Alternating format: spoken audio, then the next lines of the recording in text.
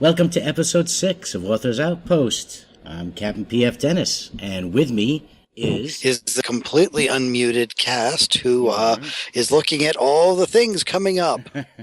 Our guest tonight is Elenis Kendra, and we're going to be reviewing her mission, Healing Old Wounds.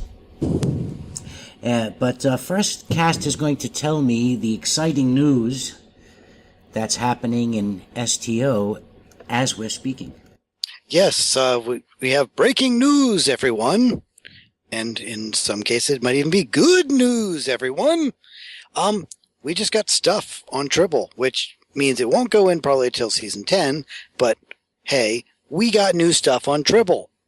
The official patch notes say as follows, that they've added the Earth Space Dock map as a UGC loadable map, which basically means that we now have Earth Space Dock in its newest form. So I believe that now gives us all 3 versions.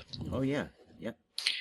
Added numerous Earth Space Dock map support objects, including turbolifts and Club 47 doors, ops holographic consoles, and ship markers. Now, I've had a small opportunity to go digging around for stuff. The ship markers are those little floaty holographic things in that operations pool over by Sulu. Everybody knows where Sulu is, right? Right. Yeah, it's like the map. It's like the holographic.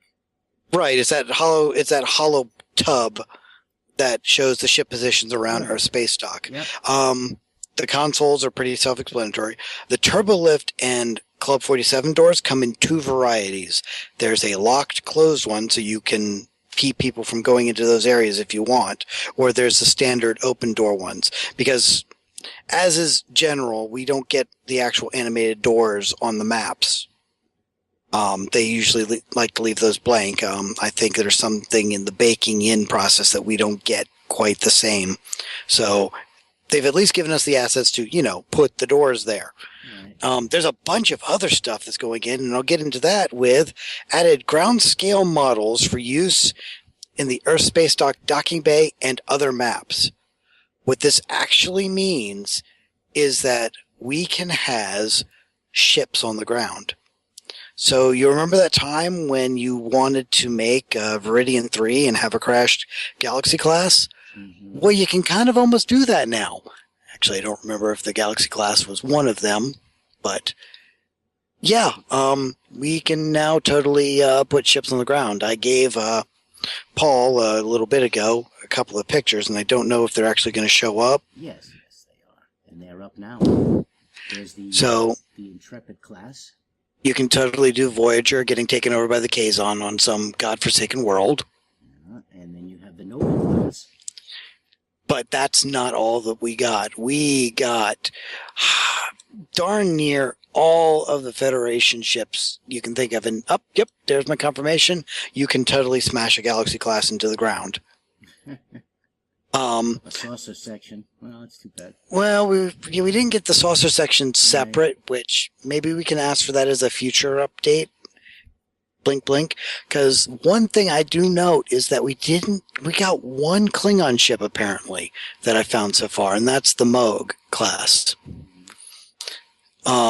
There's a number of Romulan ships, but not as many as the Federation ones. And we got a couple of Odd War ships. The big takeaway from it I get is that we got all the shuttlecraft, so we don't have to just put Type 8s everywhere now. We can actually, land a runabout somewhere. That's awesome. Because that's what I would take when I'm going traipsing around. I'm not going to take a Type 8 shuttle. I'm going to take something, with transport or maybe a little bit of defense in these hard times. We also got, in that part that was talking about the ground scale markers and stuff, there's a couple of animated shuttles. So it's kind of like, that sky animation we have of the ships flying overhead. Yeah. But they're just the regular Federation shuttle type animation. We got that and a couple of new invisible walls that I haven't actually had time to really read what they do, but they're based off of ones that are on Earth space dock to keep you from doing stupid things. Oh, I see. Like yeah. jumping from like way up high. Like getting into the shuttle bay. Yeah, that kind of stuff, yeah. Which theoretically we can now set action in what of the shuttle bay we can access. That's awesome. And we can put shuttles in there. Yes. Now, I haven't had a chance to create a space map yet to take a look at the next thing, which is all the space stations we got. We apparently got a bunch of them. Let me... You know what? I can do that too. Yeah, I can do that so everyone can see. Let me load it up. Platforms, stations. So far, all I'm seeing are the rock ones. That's right, folks. Live on air. Watch people look through a Foundry map. Well, I'm not going to have it up for a bit. I have to download 1.5 gigs, which is probably going to take at least a minute or two. Europe. Well, while I'm at it, good grief, that thing's huge. One of the other things they did was that they have updated the UGC version of the Bejor planet to use the proper material.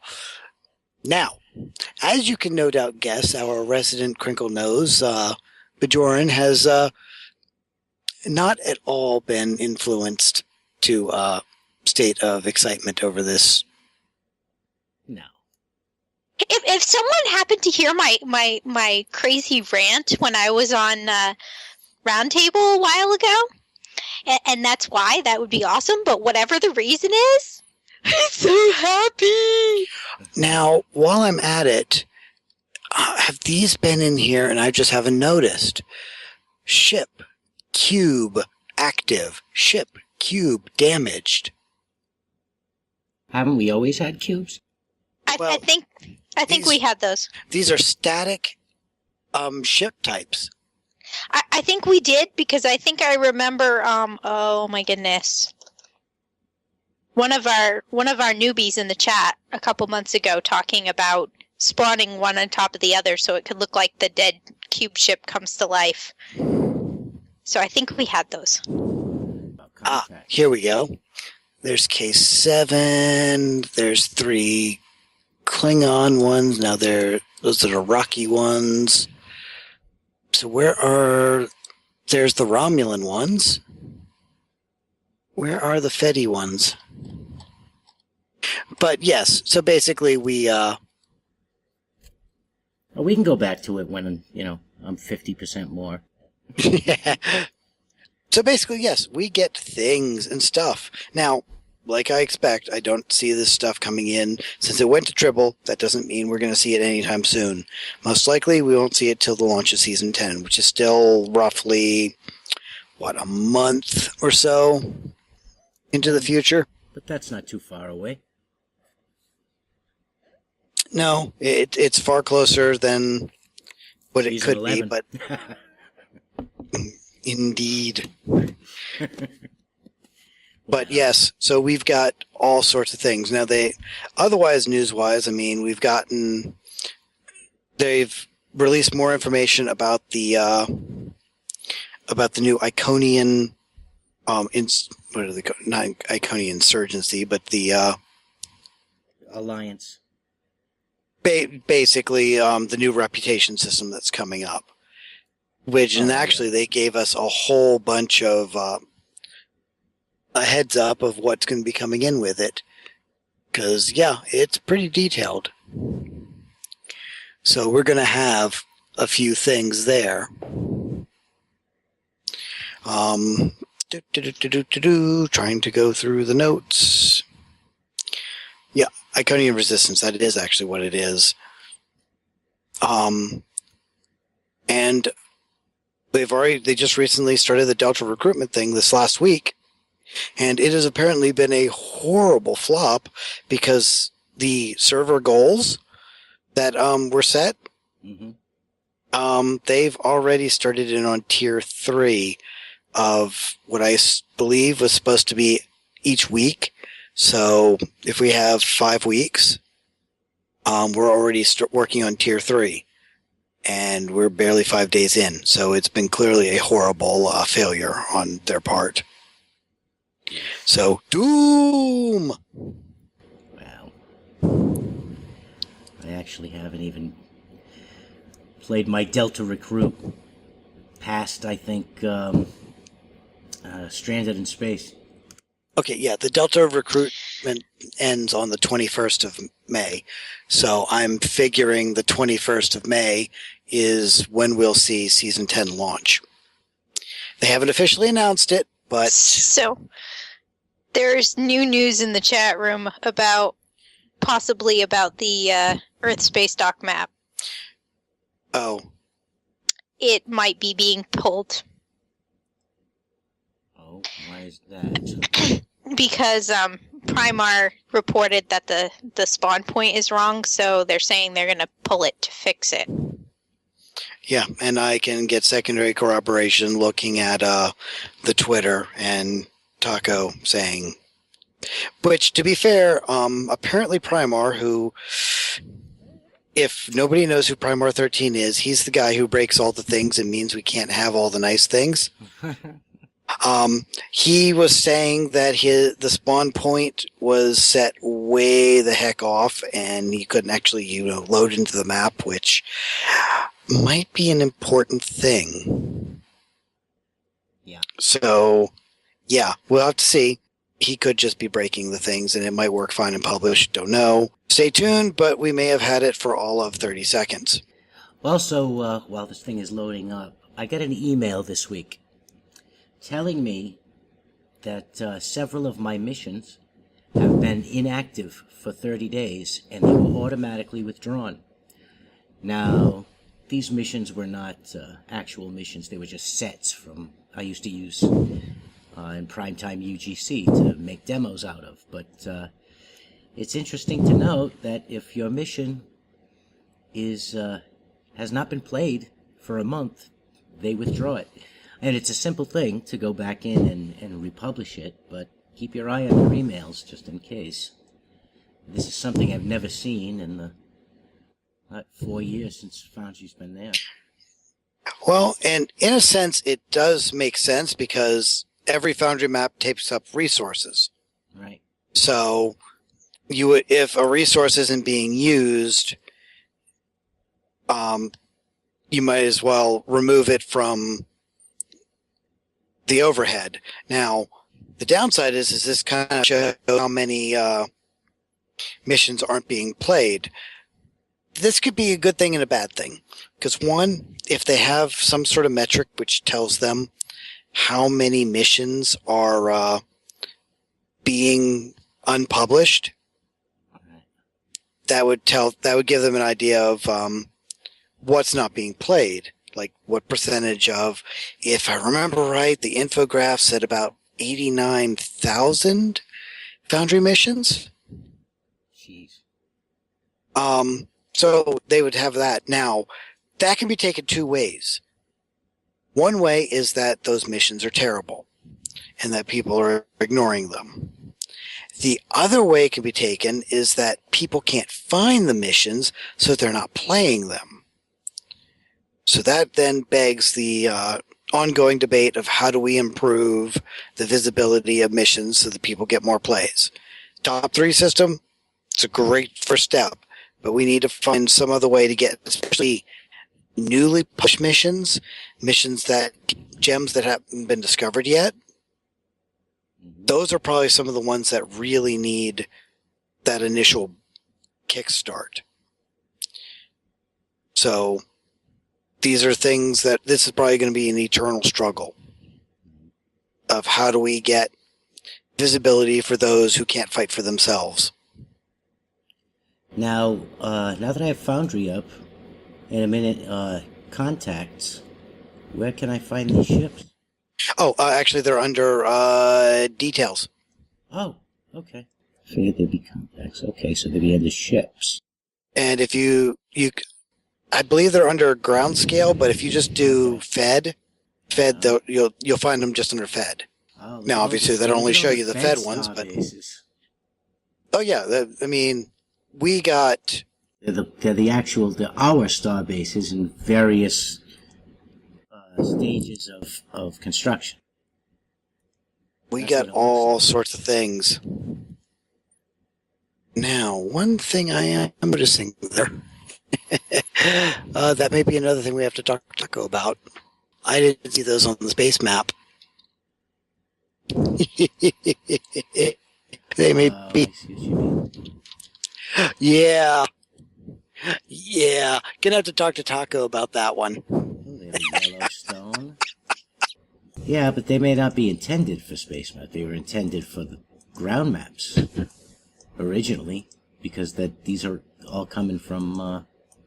Well, no, actually, not the star bases. The ships, yeah, because they were in the Earth space dock map, but star bases should have been in a space map. Now, granted, we can probably do some awesome things using star bases on ground maps, but yeah. Wow, there are lots of ships in here. Yes, there are. Jeez. Regent class, Prometheus. Nice. Yeah, we got the awesome on that. Yeah. So that's the breaking news, everybody. We might get off this stuff as we're live discovering. Yeah, that's a big get. That's for sure. And as soon as they get fixed, it'll be awesome. Oh yeah, and if we can keep like the space dock on the ground, we can build stuff out of this. This is actually an awesome thing to have. But we need it for space too. Oh yeah, I mean, what I think is we have the star base that's in a very early stage of construction. You sink some of that into the ground, and you can use that for a lot. I mean, a city under construction. There's a lot Or of- partly destroyed, or ancient Right. technology. Sure. If we can, we just need to convince him to either, if it's possible, to flag the asset as space ground. I'm gonna try that right now. Actually.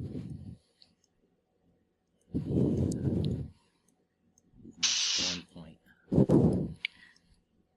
Yeah, I don't it looks know. awesome. I don't know how big it is, but sink it minus 20. Oh, that's going to be too much for. I would leave it at ground level. And for There we note, go. There we Kendra, go. Yes. I did load Bejor, Mhm. and it is very Bejor-y. Yay! It doesn't look like Cardassia anymore. It doesn't look like it's been completely burned into pummel. It is kind of red and kind of green, And blue, I hope, and there is some blue. because there should be quite a bit of blue. There's quite a bit of blue. Because there's actually more water on Bayshore than on Earth. So yeah, that's what it looks like on the ground. It's kind of small on a scale thing, but you bear in mind that considering that your character is your spaceship, it's scaled for your character. But it looks kind of awesome on the ground. So if we're lucky, maybe we can get them to keep them there. Well, no. What I'm looking at now, I just dragged a tier 4 base into Oh, the map, okay. and the silhouette of it is Are the silhouette? huge. Yeah. And the silhouettes are a little janky. Yeah. I'm not sure if that is a new silhouette forming, which is kind of awesome because you can see through it and see layers underneath with that kind of silhouette. But I'm not certain if that is a permanent silhouette thing. They've looked like that since Season 10 started going on to Triple. For note to anybody who's seeing this for the first time. And That's interesting. Primar just said that the map previews don't look right. Apparently it looks different when they're actually published. Okay. So if something looks wonky in the preview, it's not necessarily going to look like that once you publish. And he just jokingly said he's not reporting it because he doesn't want everything to get pulled. Yeah. I already.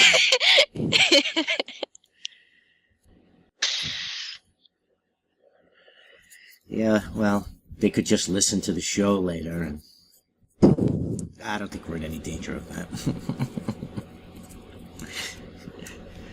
Judging by the enormous audience we've had. So, We didn't come here to talk about stuff and things. We came here to talk about things and stuff. right. I just put a station like 200 feet in the air. I'm just trying to get a good look at it. Oh, I'll tell you what, though. Tier 5, set That's at pretty ground cool. level, looks pretty awesome. Yeah, and Droigan was just saying in the chat that it would be awesome to put them outside of windows and stuff as like Right. backdrop. Yeah, you can do that on, the sky castles. Well, Put 'em the up into space. dome for the Tier 5 looks awesome as a building structure on the ground. And yeah, having just something overhead too, it could be like, doing the cloud minders. Wow, that's huge. And that's the place you're going to. Right. And I'm guessing Primar must be listening because he just said that they look right on the mini map.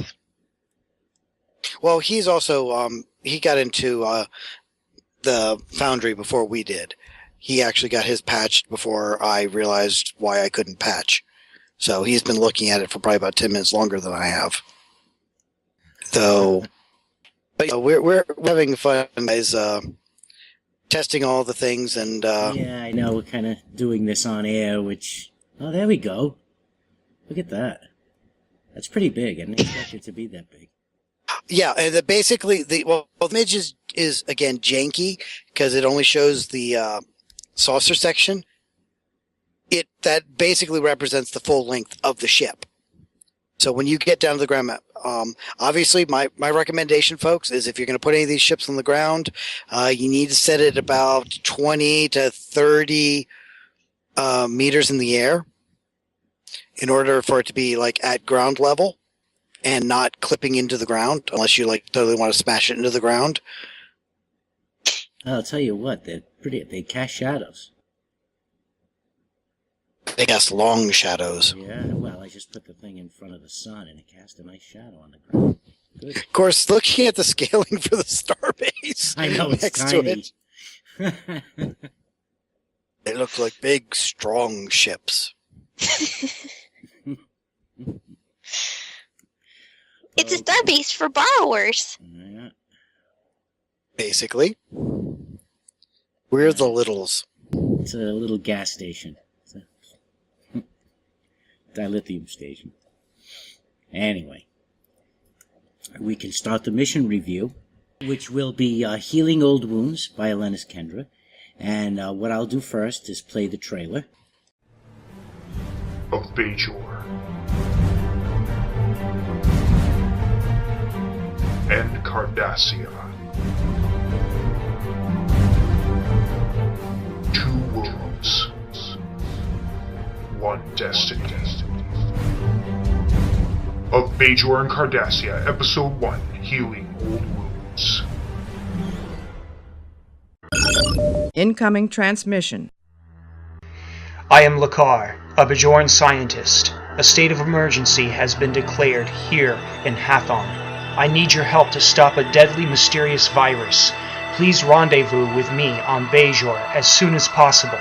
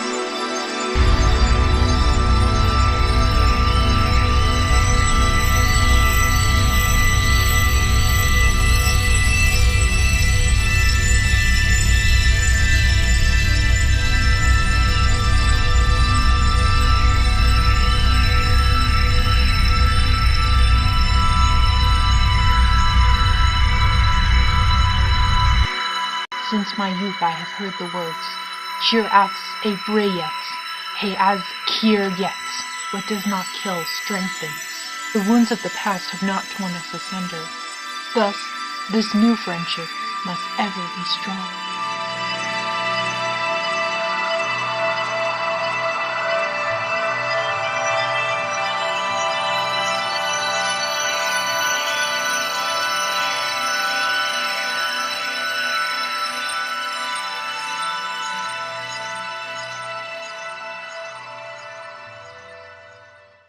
Okay.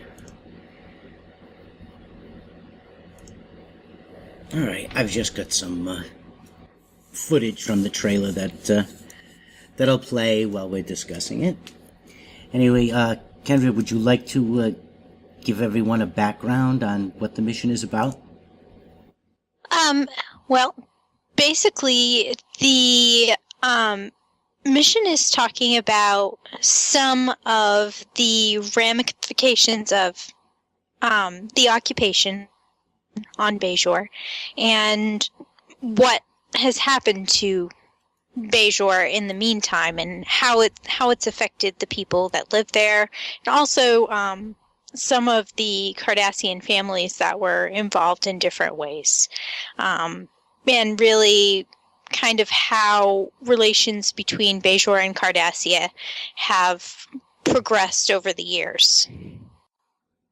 All right, but basically we're called to Bajor because there's a device that detonates inside the temple. Right. And it releases a deadly virus, a virus that's deadly to Bajorans. Yes. And so basically, you have to find out exactly how this device ended up there, what exactly the virus is, how to cure it in time to save the people who've been affected. And you kind of end up on this journey to find the scientist that was actually responsible for engineering this virus that has been altered to affect only Bajorans. And I kind of had fun when I was writing the medical parts of the mission, because I have a friend who was actually in med school at the time, and I was asking her all sorts of questions about whether different things were plausible in a science fiction universe, and she thought it was highly amusing. But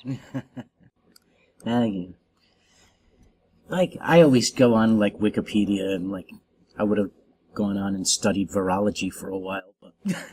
yeah, I look stuff up, but then I would like send her an email like, okay, so is this a reasonable way to go about finding a cure for something, and is this plausible? And she'd be like, yeah, sort of. Actually, or she'd, as well as the medical stuff, I enjoyed the coding, the puzzle with the ciphers. I thought that was nice. I wanted to put a puzzle in there, and I had just actually been working on a teen program that I was doing, and the kids had to decode puzzles that were written in code, and I had given them a key, and they had to hunt for clues and stuff, and so that got me thinking about puzzles, and I decided to put the cipher in there. Yeah, I like that puzzle. That was good. And there's an element of romance in this mission, and I found the characterizations were very well drawn out. I kind of wanted, even though the mission itself is obviously very much about a lot of the themes of DS9, I kind of wanted more of a TNG feel, where you had the interpersonal drama and kind of an exploration of how different people relate to one another and what the effects of one person's actions are on other people, even in the future. Which I think is kind of, Deep Space Nine deals with very deep themes and has some very dark characters, but TNG is more touchy-feely. Oh yeah, definitely. And though I always found that the, a lot of the people, especially, everyone on the Enterprise crew with very few exceptions, are always completely noble and always end up doing the right thing. That's why I found DS9 so, more realistic, I guess. Yes, definitely the Deep Space Nine characters are easier to relate to because they're much more human. Even the aliens. Yes. Their imperfections actually make them better characters. So, Cass, any thoughts? Well, I think a lot of what I had considered was covered, especially with the transitioning between scenes. I found a really nice scene towards the latter part where you're traveling to your destination, and instead of just doing the normal move the map, you actually sit down and have that plotted scene where the characters are discussing among themselves, and actually there's exposition and character development as opposed to just we're flying the ship, going to the place. Right, at the table. Yes. Yeah. Yes. Yeah, I agree. That was nice. Nice touch. Yeah, that was good. But It wasn't a lengthy mission, really. I didn't find it to be very long. I didn't time it, but I wouldn't say it was any more than, 30, 35 minutes, maybe? It depends on how much you explore the maps. I think I read just about everything. I always read everything. It's the little reading I actually do in Foundry missions. Like if you go and break up the fight between the kids and give them the chocolate. Yeah. And watch as the kid gets chocolate all over their face. Yeah.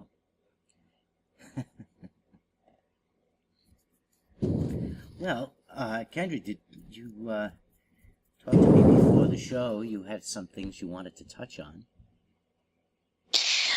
Well, I kind of wanted to talk about how we develop our stories in the Foundry and kind of really thinking of them as a short story, because I think a lot of times, because the Foundry is in-game, we think of it solely as a game tool, and we don't necessarily think of it in the sense of it being a short story with all the parts that a short story would have.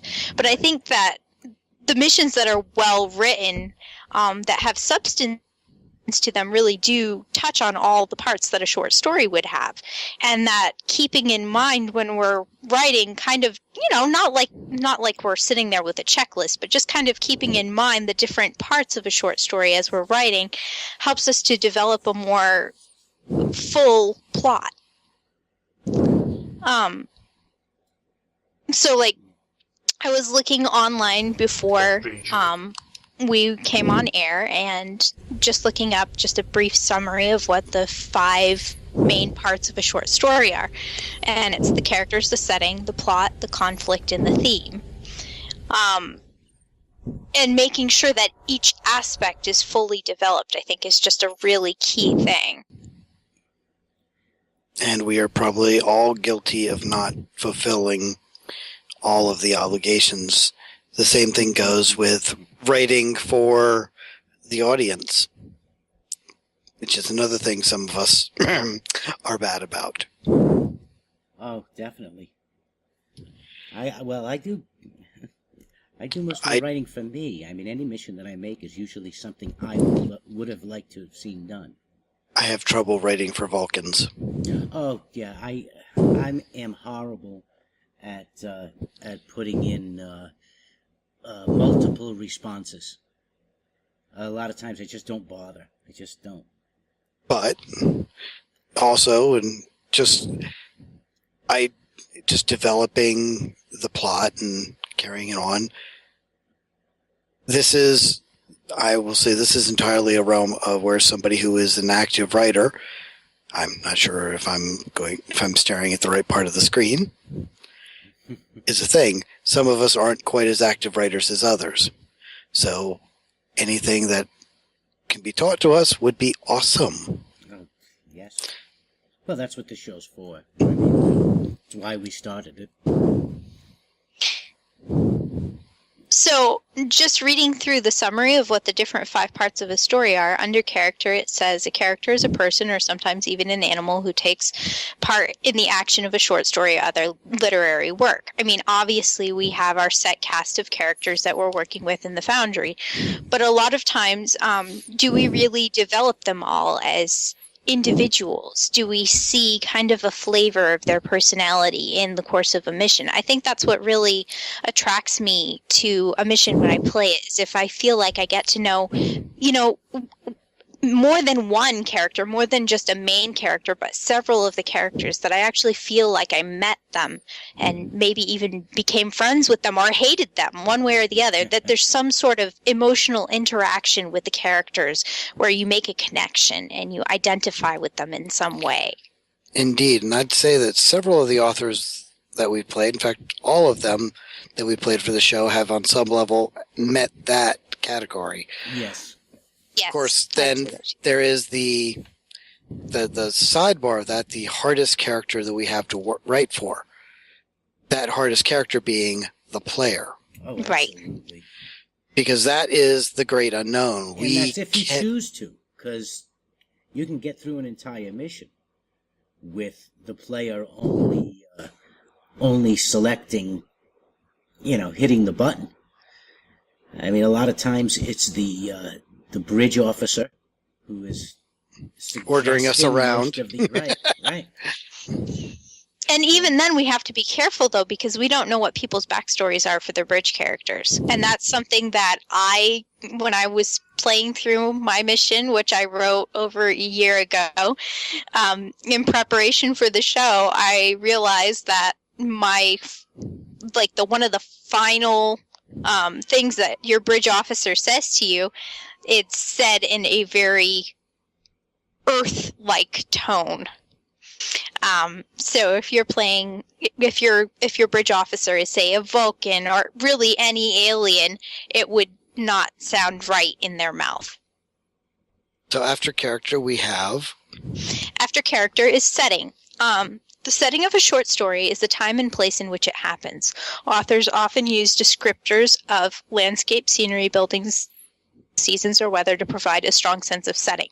Now, obviously, we're working with a visual tool here, so a good deal of the setting is in our map building, and that really is a part of the writing. I don't know if we always look at it that way, but when you're building a map, you're writing part of your story. Your adjectives are your props. It was a dark and stormy night. You have to actually put in your weather elements. Yeah. And it's interesting because I did actually see, I think it was Star Sword C. I know it was one of the authors that I played, put in adjectives in brackets, I believe it was, or maybe they used the colored text to actually kind of give even more of a feel to the sets, which I thought was interesting. I haven't seen that much. Obviously, that's not everybody's style, but I thought it was very interesting. But yeah, so making sure that as we're building our maps, that they really are part of the storyline. That's one thing that I'm going to go back and do, having, been in the Foundry a bit longer. I'm going to go back and actually tailor my maps more so that they fill in some of the, not holes, but just some of the blanks in the storyline to add more of a immersion into the setting of the story. I think a lot of times when I'm creating a mission, my maps can change the course of the story. Mm-hmm. If I come across something that I like, or I've stumbled across something that I think is pretty cool, I'll change the story to work with it, to use it. And I'm probably one of the more unusual authors in that I very often actually have an idea for a set before I actually really have the story. Like, I'll see a building with this awesome dome. Okay, so I build the building with the dome. Oh, now what am I going to do with this? So what is this dome used for? And it'll go from there. Sure. Or that the map will actually drive the story almost completely, because I have to now have a reason to let you come see this awesome visual. Or what I hope is an awesome visual. Yep, we might have a malfunction. Okay. I've been talking away with the mute button on. Or it's just a personal derp. What was the last thing I actually said? The last thing would have been before. We're actually on the third topic after setting. Okay. I was just saying that the other thing that happens with me sometimes is that I will actually start with a character. Just like you start with a map, I'll start with a character that comes to me and build a whole story around that character. So I think you can really begin with any of the elements. You might have a setting in mind. You might have a character in mind. You might have a whole plot. You might just have a conflict that you want to expound on, or you might have a theme. But yeah, to build from there, I think it's it doesn't matter where you're coming from or what gives you inspiration. I think as long as you develop it fully, I think that's one of the really cool things to see is how people start differently and develop things in different ways and come up with these awesome stories in the Foundry. A lot of times it's just a line from one of the shows that the show never expanded upon. Just some little tiny detail that you say. A little throwaway thing like, well, let's look at last week. We had an entire mission built off of a race that never actually appeared on screen because they were completely wiped out from the galaxy in one fell swoop. But not exactly. Right. They built a mission off Leslie Wong being captain of the Cairo and being lost in the during the Dominion War. Sometimes it's the little things that make the largest impact, like a hobbit. So the next aspect is the plot, which obviously is the series of events and character actions that relate to the central conflict. So kind of the overview of the whole thing. And I have definitely played Foundry missions before that there were a lot of great ideas, a lot of great characters and great settings, but it wasn't tied together. And it kind of left you kind of confused, like, whoa, I don't know what just happened there because it was all over the place. Yeah. So that's an important thing, is to make sure that your plot has a thread running through it that actually ties everything together. The next aspect is the conflict. The conflict is a struggle between two individuals or things in a short story.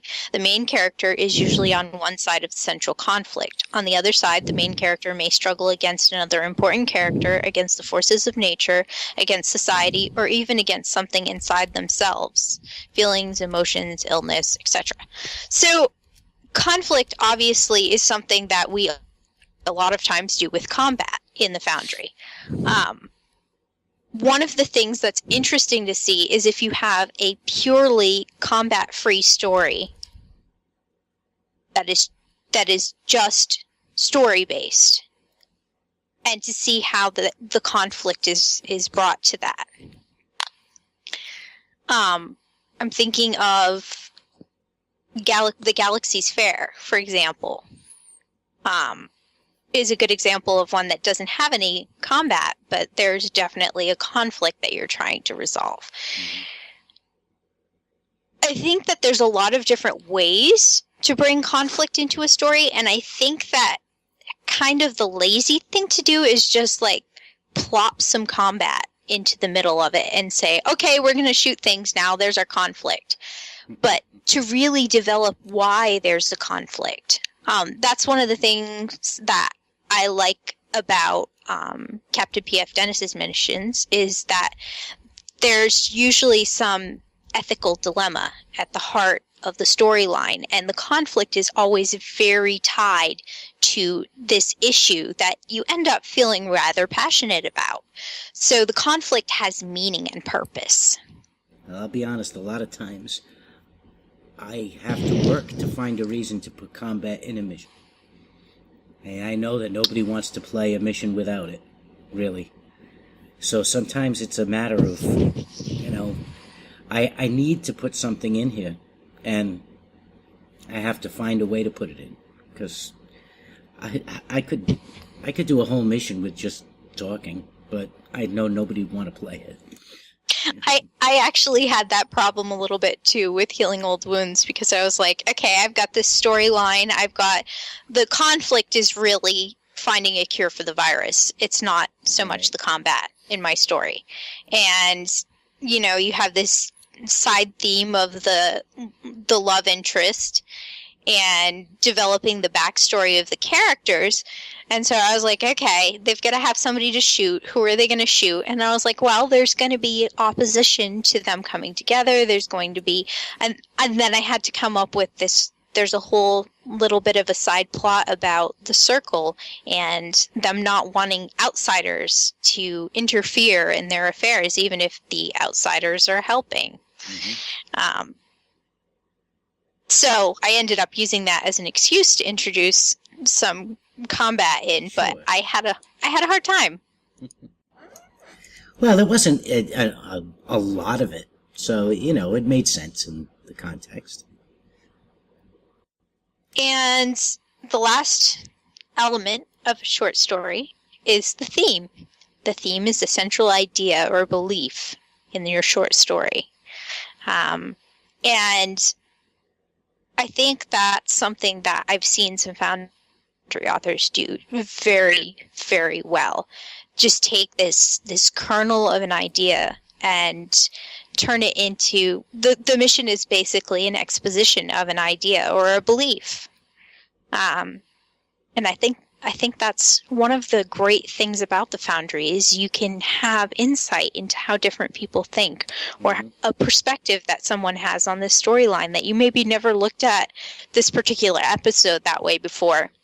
For example, last week's, I never really thought about what the ramifications would have been of that race being wiped out of existence.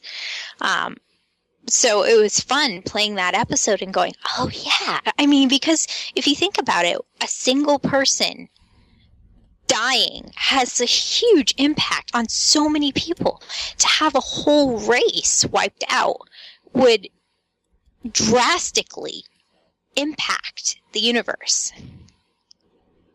Or at least the local sector. Trying to find... there was a mission that, you know, you just reminded me of called Finding Lasco. I don't know if you ever played it. Mm-mm. And right now, I can't remember the author's name, and I'm trying to look it up, but I can't remember how to spell Lasco. You can use an asterisk, begin spelling the name, and then put an asterisk, and it works as a Boolean operator, and it'll pull it up. Oh, cool. That's, side note, that is a way to search for Foundry missions and pull up a list of all the Foundry missions. If you use an asterisk, it will pull up all the Foundry missions, and you can go through all the Foundry missions. That's how I look for missions that don't necessarily come up in the top list. Yeah, I cannot... It could always not be published at the moment. Well, it does happen. True. That's true. It's not coming up. Why can't I think of his name? Anyway, the name of the mission is Finding Lasco, and it's an explanation about the Packlet. And how they're not stupid at all. And it's just a way that they speak, and it's a way, it's a behavior. It goes into it in depth, and it's phenomenal. The imagination and the creativity in the story is it's amazing. I recommend you play it if you get a chance, if you're interested in that kind of thing, because it really is an in-depth explanation as to how the Packlet evolved and how they came to be the way they are now. It's very, very interesting. Sounds fascinating. Yeah, and I wish I could remember his name. I've talked to him more than once. Jeez. I don't know. I'm blanking on it, though. You know what? I know how to find. Let me see. I think all I have to do... Oh, you know what? I know why. Because I'm in trouble. That's why I couldn't find it. That'll do it. They didn't import everything. Nope. So, Cast, what are your thoughts on the theme and how Foundry authors can develop a theme in a mission? Well, themes can be important. Obviously, combat-heavy ones, it's a lot harder to have a theme, but themes are often what drives. I mean, there was always, you had TOS, which had the theme of discovery and reconciliation and harmony, which the next generation pretty much tried to live up to. And then you have DS9, which had themes that were of a darker tone, which I guess also themes also reflect the period of time in which the stuff is written, too. That was the other thing I was going to say. Trek always reflects the time in which it's written. Yes, they used the episodes to discuss controversial issues of the time period they were in a setting that was non-threatening, so that it would start discussion, which I think that's something that science fiction has always done really well. But I think that Star Trek does it especially well. Well, it probably didn't hurt that Star Trek poached some of the big-name writers of the day to do scripts for them back when, because... And Ellison among them. Well, Harlan is actually apparently, if you listen to him, he's one of the major drivers for those people coming in the first place. Is that he kind of recruited the talent that made the first season and part of the second season what it was. But, and of course, obviously, when they revived the show, you got a whole different pool of writers. And then by the end of TNG, you had a core group which moved over into DS9 and started doing their own thing. And eventually prototyped out Battlestar Galactica. All right, I found it. It's Finding Lasco, and there's two of them now, so I'm going to have to play the second one. And his name is Gulbarat. Gulberat. Yes. He was very interested in purity, wrote me a few emails about it. But, and I complimented him on his mission because I played it. I played it more than once. Excellent mission. Anyway, shall we go into... Oh, wait, Kendra, did you wanted to mention, some books? Well, all those. I'll mention those as we get into the discussion of the episode. Oh, but before I forget, were we going to mention about the Foundry trailers, or were you saving that for later? Oh, no, we can do that now. So I just wanted to mention that I do have a site for Foundry trailers. It is STO, S-T-O, foundrytrailers.wordpress.com. And if you have a trailer for your mission and you'd like to put it out there, just go ahead and use the form on the site to submit your mission, or you can send me a message in-game or on Twitter with just a link to your trailer on YouTube and the name of the mission, whether it's whether it's Fed or Klingon, and what the level is for it. And the whole purpose of the site is just to collect Foundry trailers into one place so that they're searchable.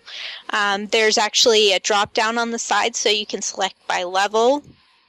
And I like the idea of having a trailer and being able to visually have a taste of a mission before you play it. And I just wanted to see some sort of grouping, and I hadn't been able to find any anywhere, so that's why I put that together. And I'd love to see authors add to it, and any way we can promote the Foundry, I think it's great.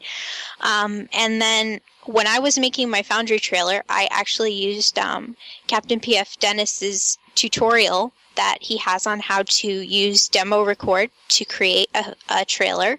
And I also just looked at trailers too and kind of tried to get inspiration from different movie trailers. At some point I want to actually redo my trailer now that I have a little bit more experience using some of the tools. But, even if an author can just put together a very, very basic trailer, just a teeny little teaser, I think it's kind of a different way to put it out there and advertise it. And, not everybody is going to read a blurb or, necessarily find it just randomly searching in the Foundry. But if they see a trailer, they might go, ooh, that looks exciting. In a time when blurbs are read for you.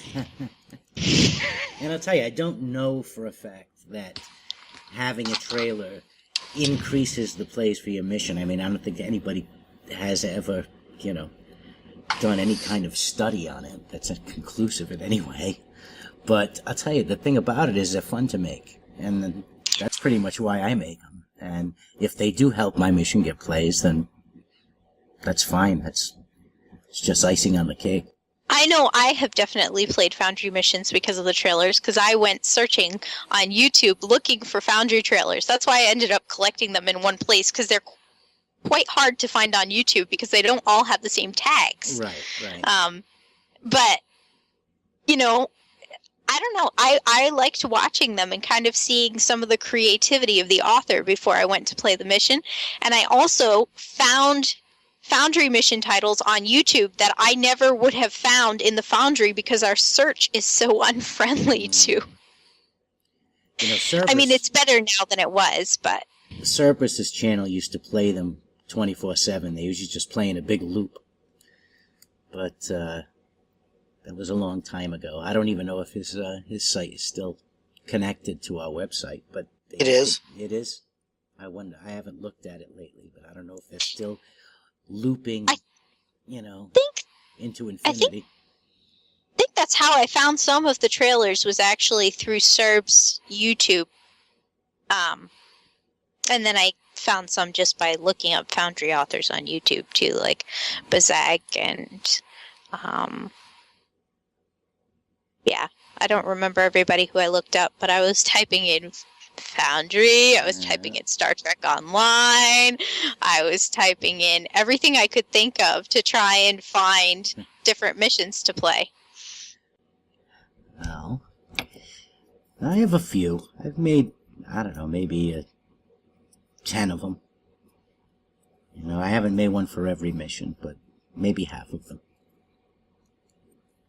But I like doing it, Right now I'm studying After Effects.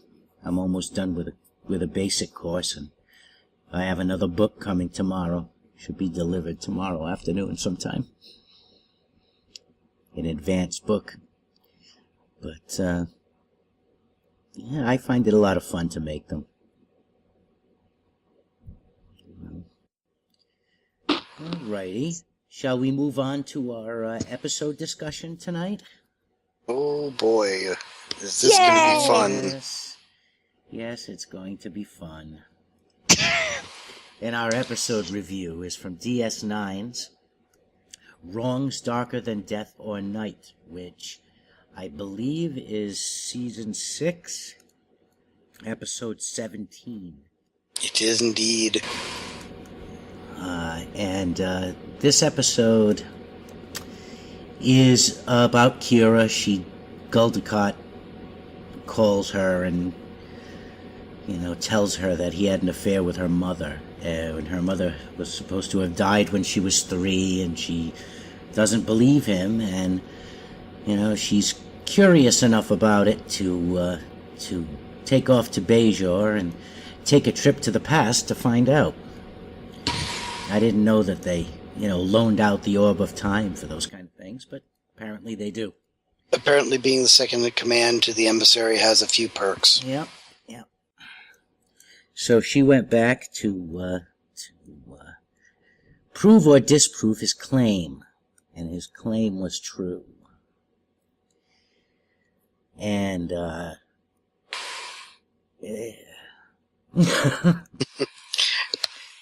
And she meets her mom. She hangs out with her. Yes, they're picked.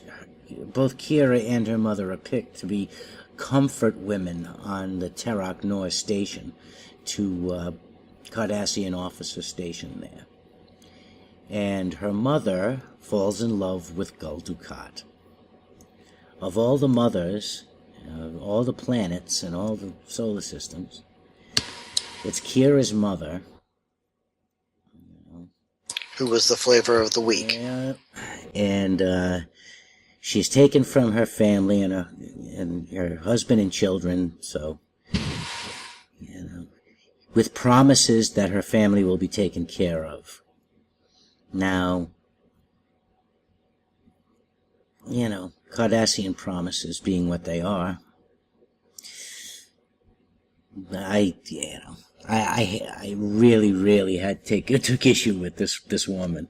To me, there was just absolutely nothing redeeming about her at all. As soon as she saw fresh fruit, she forgot she had kids and a husband. Now, see, I disagree. Well, She almost immediately started crying because for how she long couldn't did share that it with them. last? It wasn't. That emotion wasn't strong enough to keep her from. See, I disagree. They were told almost immediately on reaching the station that if they did not cooperate, that their families would be sent to the camps. Mm. So she didn't have a choice. She was stuck there, one way or another. Any resistance that she offered would be punishment doled out on her children and her husband. Mm. Yeah, So she was. I know. So She was in a jump position in bed where with a Cardassian willingly and happily. I'm sorry. she was. Kira Well, wouldn't she do was it. also. Kira didn't have anything to lose. Nerys had nothing, no family in that timeline I'm that not could be saying affected. don't do it. I'm saying she willingly did it and she happily did it. There's a difference. See, to me, looking at the situation surrounding it, looking at the fact that, for one thing, one way or another, she was there. There was no escaping. Well, that's And- not necessarily true. If she tried to escape, her children and her husband would be punished. Yeah, I don't know. More importantly, her children will be punished. Right. Now, my question is if you look at the last 5 minutes, the bit where she's actually allowed the message from her husband, Yeah. Yeah. it could be said that she's making an ultimate sacrifice by doing this somewhat willingly. Mm. It could be said that she has a very gray area. I'm backing Kira up on this and saying she's a collaborator. Yeah, see, that's the other thing is, what you said about Cardassian promises. Yes, except for Dukat was proving to her that her family was actually being taken care of. She wasn't just taking his word for it. He was showing her video of her children and her husband. Yes. She knew they were alive. She knew that they were not starving. And supposedly Dukat had already said that he was totally feeding her lines.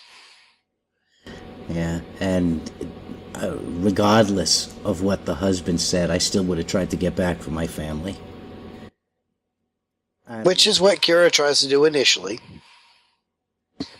But then Kira being Kira, she can't stop being Kira. Good. So she gets herself in trouble. Right, but she was the only one who had the right attitude, I think.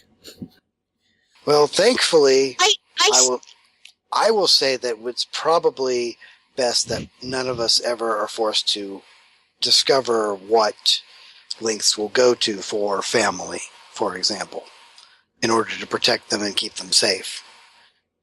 None of us have ever been forced to in time of war or need. No. So, No, but I'd like to think that I would be there to protect my children. But Paul, if you were placed in the situation of knowing that your son, as a young child, was going to be killed if you did not do something, and if you tried to escape, would you try and I would escape? try to escape and prevent it. I would try to escape and reach them, no matter what. But she's not on the ground. She's in space. By the time she escapes and gets back to Bajor, her children are going to be dead or have been tortured. Well, I don't know. It's not like she was right down the road.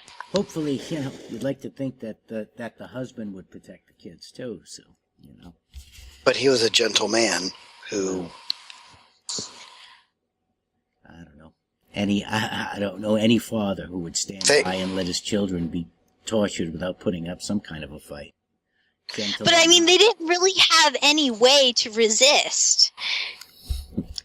Well, is the other there's aspect of things. There must be, if there's a resistance cell on the station, there's certainly a resistance population on the planet, and a much larger one. There's got to be a network they could escape to or contact someone. There are options. I wouldn't accept that the family's going to be murdered immediately as soon as I say something nasty to Guldakat, I mean, I think that's the thing. If her husband had been working with her, if her husband had smuggled the kids out and gotten them to safety, then she could have escaped.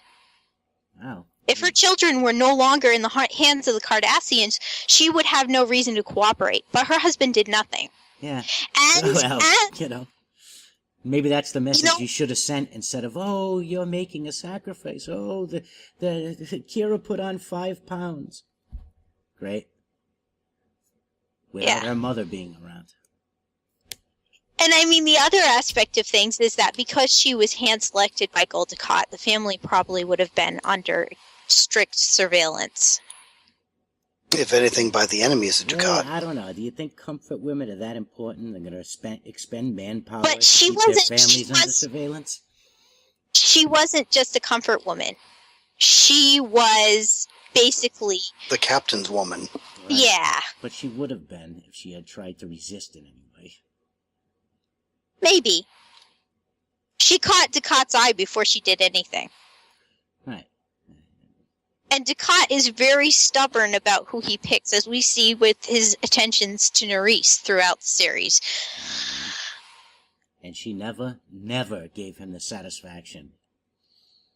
No, but that didn't discourage him in any way. And she wasn't in a position of having any reason to have to return his advances. She had the luxury of being able to repel him. Well, all I can say is, I mean, is that the kind of person you'd want to be? A nice fresh piece of fruit, and he removes the scar, and all of a sudden you're magically taken over? But well, bear in mind also she's an that extremely the episode... weak and selfish person, in my view. The episode takes place over a span of possibly months. We know at least weeks. Yeah.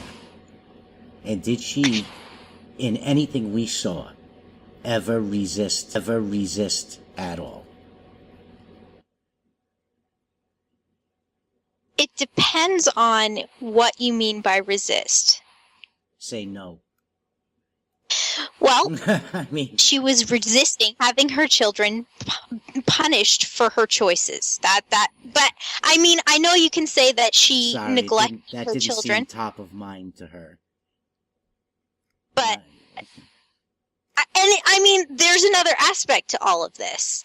The other aspect is that she was essentially kidnapped from her family, and she was put into the control of a manipulative and an abusive man, and she exhibits all the symptoms of Stockholm Syndrome.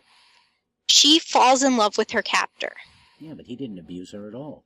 That was half the He point. mentally abused her. He manipulated her. He took her family from her and deprived her of everything that she knew and loved. Moved her into a controlled environment. Right. And kept her in fear of her children being killed in front of her. That's definitely... I don't think that threat was ever made. All I heard was they're going to go work in the mines. Well, the mines are essentially death for... Yes, but they didn't say your children would be murdered. That's my point. She had no reason to think that her kids would be lined up and shot. No, instead of slow death. Well, slow is better than fast, especially if you're planning to escape. Well, she personally knew the brutality of the Cardassians, though. That scar on her face was because she failed to show a Cardassian proper respect. So when she was younger, she was treated violently by a Cardassian. She knew what it was like to be abused, and she didn't want it to happen to her kids. I don't think she was a strong character in any way, but I do think that she tried to offer the protection that she could to her children. She did the best to survive and to help her children survive that she thought she could in the circumstance. And I do think that she started to fall for Dukat. She fell for his manipulation. But it's interesting because what it made me think of when I first saw the episode is a book that I read a few years back, The Nazi Officer's Wife.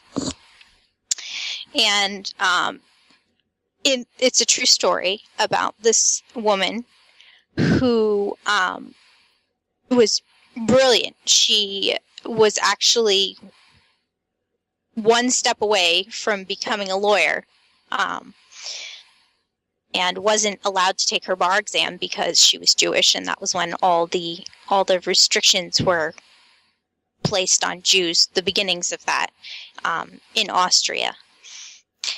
And through the course of everything, she ended up obtaining a false identity and working with the Red Cross, and she was proposed to by a Nazi officer as a Jewish woman with a false identity. And she actually ended up marrying this Nazi officer after he got her pregnant. And they stayed married throughout the whole war. And she lived as the wife of a Nazi officer and a Jew. Her whole life? Throughout the war. They divorced after the war. Well, you know. She fell in love with him, though. And she actually became one of the most respected men, or one of the most respected women as this officer's wife. She made herself be the ideal model of a perfect officer's wife. So here she is, this Jewish woman, seeing everything that's going on around her and making herself into the model of Aryan perfection. Right. Well, I'm wondering why that's good. I'm wondering why that's... while Jews were being murdered, she was hosting dinner parties for Nazi officers. Is this a good thing? She protected her daughter. Okay. And she survived. Okay. Is it a good thing? I'm not saying it's a good thing. But I'm wondering how it relates to... It's how she survived. It's how she protected herself and her daughter and how she survived. In the same way that, well, Maru didn't actually survive. In the books, which that's a whole nother discussion, is whether or not books are canon. But in the books, after Dukat took on Naprib as his other woman, and Zial was born, Maru asked to be returned to her family. And she was punished. Well, there's a lot of things that happened in there and a lot of intrigue, but she was basically punished by being sent off to be experimented on. And that's why she died. Now, here's a point. I mean, they were threatened with being sent to the mines to work if she didn't comply. But even not being sent to the mines, I mean, what kind of life did her family have? They were still persecuted. Mm-hmm. They were still, you know, so it wasn't like their conditions were, you know, were wonderful because of what she did. They just weren't worse. They didn't. Apparently, according to the books, there was at least one time that Dukat stopped Nerys from being killed because of Maru. I think Ducat would have saved her in any situation. I don't think he ever wanted to see harm come to her. And that's throughout the whole, well, maybe towards the end, but not, certainly not for 6 seasons. 6.5, maybe. And that's the other thing, is that all of the children lived. None of Nerese's siblings died in the occupation, which was unusual for a Do we know family. that for sure? It is implied that all of her siblings are still alive. The only death that Maru talks about of a family member is her father. And she actually refers to some of her siblings I'm talking about on in the television. episodes. As far as the book I'm talking about in the episodes. Yeah, but I mean... The only death she... I'm saying there's Nerese now, well, present day being Deep Space Nine. She never communicates with her brothers. She refers to them in several of the episodes. I don't recall. Her ever mentioning them. They never show them, but she refers to them. Oh, there's an easy way to find that out, actually. The Internet of Things. Yep. But they do talk about her father's death in the flashback episode. We see the father's death. Well, I was going to say, didn't she also talk about her father in the episode where she has to get the stubborn settlers off the moon or whatever? Yeah, Brian Keith from Family Affair. Oh, no, there's 2 of them. There's the one with Shakar and the replicators, and then there's the one with the old man. The old man one is the one I'm thinking of. Brian Keith from Family Affair. Oh, yeah, that totally was. Yeah.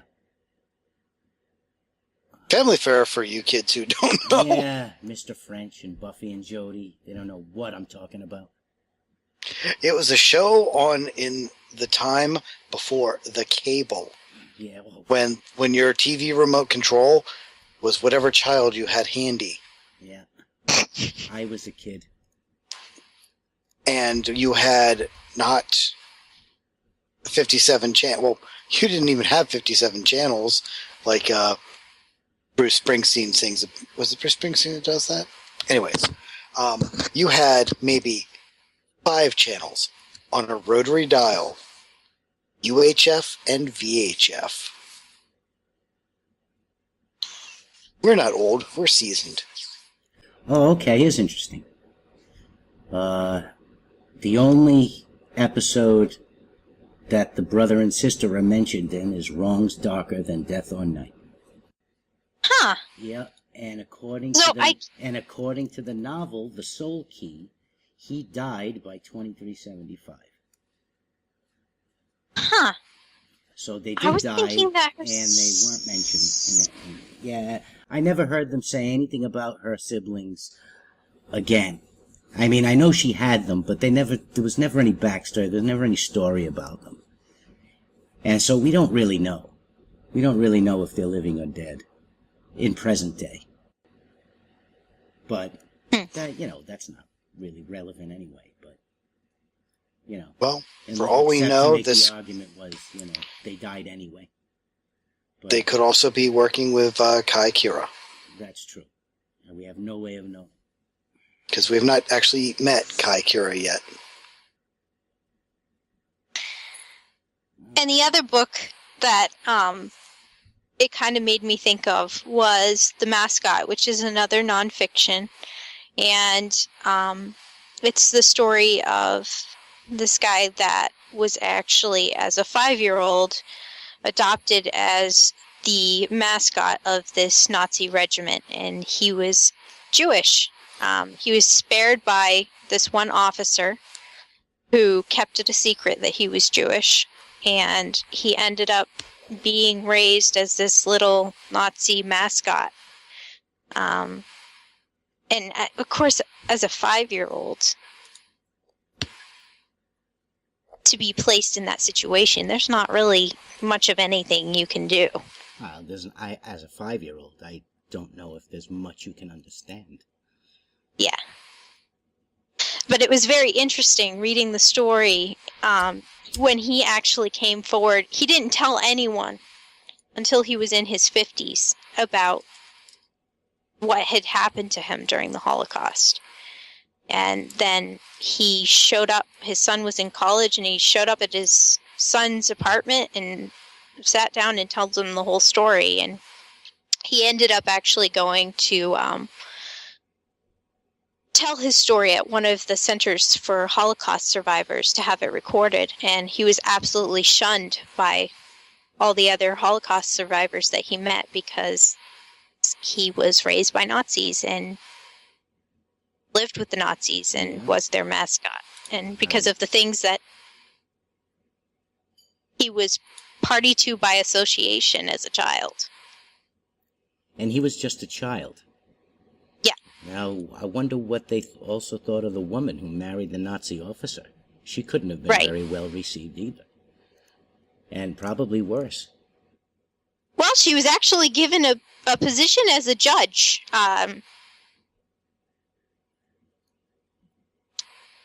And had a successful career in law after the war. That's why her husband left her. Because he went from being a Nazi officer with all this prestige to being, accused of crimes and an outcast, and his wife being promoted and going from being this quiet little supposedly stupid housewife to turn out to be this actually brilliant mind with a talent for law. I mean, did you say stupid housewife? Did she pretend to be stupid while she was married to him? I'm just curious. She purposefully dumbed herself down. She actually put on a whole separate persona the entire war. She didn't act anything like herself. She pretended to be uneducated, and because she couldn't afford to stand out. Cass, I didn't hear much from you on the episode. Well, overall, the episode was, it felt weird in some ways because, just randomly they let somebody time travel through time just because they need to know Yes, that was one little bothersome. thing about their personal history. Yeah. Now, that was kind of just a plot device to get this scene where we get to explore Tell that story. Yeah. this darker aspect of the past of Bayshore. Terek Nor looked awfully squeaky clean for being a mining facility. It wasn't a terrible episode. I would say it is at least as good as the Good Voyager episodes. Yeah, I didn't It think certainly it was a isn't. bad episode. I just really could not stand. I couldn't stand her. So what you're saying is that it meets the character standpoint. It's a character that you develop strong feelings about. Sure. Yeah. The setting we already know. Who would technically be the black hat villain of this? Would it be Ducat? Vaso. Oh, I hated that guy. Yeah. Yeah, he's even worse in the novels. He's definitely a collaborator without question. He's working for He, them. otherwise known as First Against the Wall when the revolution came. We know Kira would be the protagonist because it is a very much Kira-centric episode. We know the conflict. We know the conflicted nature of Kira between the stories her father always told about her hero mother and the reality that she met. Right. Some could say that her father saw the pure and innocent version of events and kept his focus on that. Others would say that he whitewashed everything. Yeah. Well, there's a reason why he didn't want his children to know. If he were that proud of it, he would have told the story, I would think. I mean, she was far past adulthood when he died. He had plenty of time. And, I mean, the long and short of it is that no matter what, she still loved her mother because it was her mother. she may have hated what she did, Oh, wait, she but she spared her still mother's loved the life person. because it was her mother. That's what You- she did for her. You know, can towards condemn the end of that- actions, but you still can't necessarily condemn the person. Well, I think she lost a lot for her mother from finding that out. And overall, you know that Ducat did it specifically because he is an abusive jerk He who wanted likes to torture her. who likes to twist the screw at everybody he can in some way, shape, or form. Well, at that point, maybe. Because he, Yes, this is he well adores after. her up until, up until Waltz. When he and Cisco had it out on the planet. Plus, also by this point, he's lost his daughter. Right. Which Yeah, the daughter that he wanted to kill and was convinced not to. Which I guess that could always be. This is my not remembering. Did they ever actually say who Zial's mother was? Yes, Napreem. Tora. Okay. No, wait a minute. No, that's that's her, last name. Sorry. Okay, because that was one thing I was wondering because I couldn't remember was Yes. could she it was on the possibly have Ravenite. been that she was No. She was the new one that replaced Maru. Yeah, she was Okay. a more recent one. And, I don't know her name, but they said it. Napreem. Yeah. And they said it in the episode. Yeah. Because he found the bracelet, right? And he was weeping over the Promise bracelet, yeah. Yeah. And that was what it was. In the books, Basso told Ducat that Maru had threatened to tell Ducat's wife what he was up to if he didn't stop seeing Napreem, which she never said. She just asked to be returned to her family if he was going to be taken up with Napreem and Zial now. But Basso was jealous of the attention that Maru got from Ducat because he wanted all the attention and all the privilege. And he was also the reason that, according to the books, that the Kira family didn't get everything they were supposed to be getting. Because he did everything he could to make everyone around him miserable. So what you're saying is, as far as the books are concerned, even though she stayed with Ducat for 7 years or whatever it was, they still weren't getting the benefit. They didn't get the full benefit. They did get education and more food than those around them. And later on, when Nerys was supposed to be replaced with the Cardassian agent, Ducat is actually the one that stopped that from happening because of Maru. Ileana Gamor. Yes.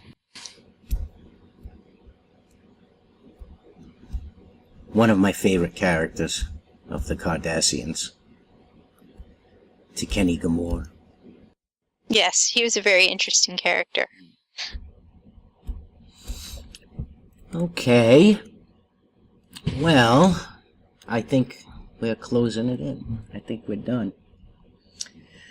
Let's see. Let me bring up our addresses. We have our website, which is www.theauthorsoutpost.com. You can contact us at mailbag@theauthorsoutpost.com. And our Twitter handle is @AuthorsOutpost. We also have an IRC chat, #AuthorSOutpost. And, Kendra, did you want to give your Twitter? Or... Yes, no? I'm trying to think. I think it's my actual name. Well, Let's you don't see have here. to. No, I can. I'm double checking. I believe it is at Tony L.A. Cross. You mean it's this one? I had it already, but I was going to let you tell me if you wanted me to show it or not. Oh, yes, you can. So, that's our show for tonight. Kendra, it was nice having you again. I'm sure you'll Thank be you for having on me. again. And, we'll all see you next week.